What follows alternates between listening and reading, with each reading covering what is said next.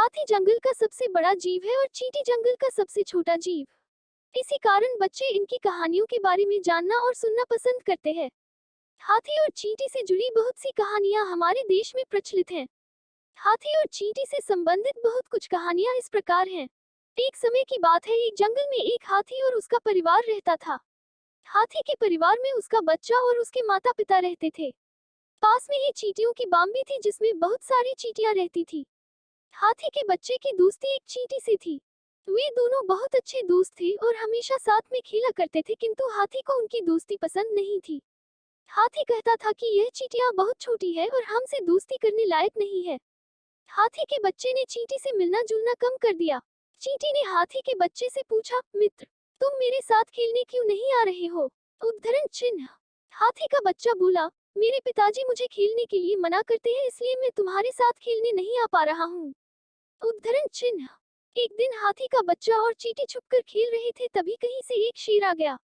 हाथी के बच्चे को देखकर शेर ने सोचा कि हाथी के बच्चे का शिकार कर लिया जाए। शेर को देखकर हाथी का बच्चा डर गया। हाथी के बच्चे को डरा हुआ देखकर चींटी बोली, मित्र तुम डरो नहीं, मैं शेर का सामना करूंगी। उद्धरण चिन्ह। चींटी जैसे छोटे से जीव के मुंह से इस तरह के साहसी शब्दों को सुनकर हाथी के बच्चे में भी जोश आ गया और वह भी शेर का मुकाबला करने के लिए तैयार हो गया।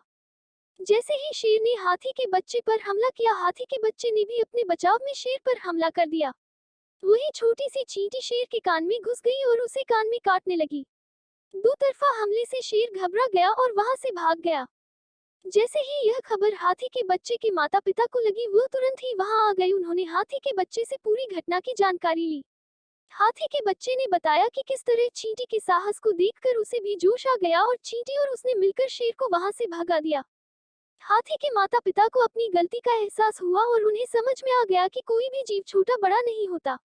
इसके बाद उन्होंने कभी भी अपने बच्चे को चींटी के साथ खेलने से मना नहीं किया। शिक्षा। इस कहानी से हमें शिक्षा मिलती है कि छोटे और बड़े होने से ज्यादा फर्क नहीं पड़ता। साहस होने पर छोटे से छोटा जीव भी बड़े से बड़े जीव को हरा सकता है।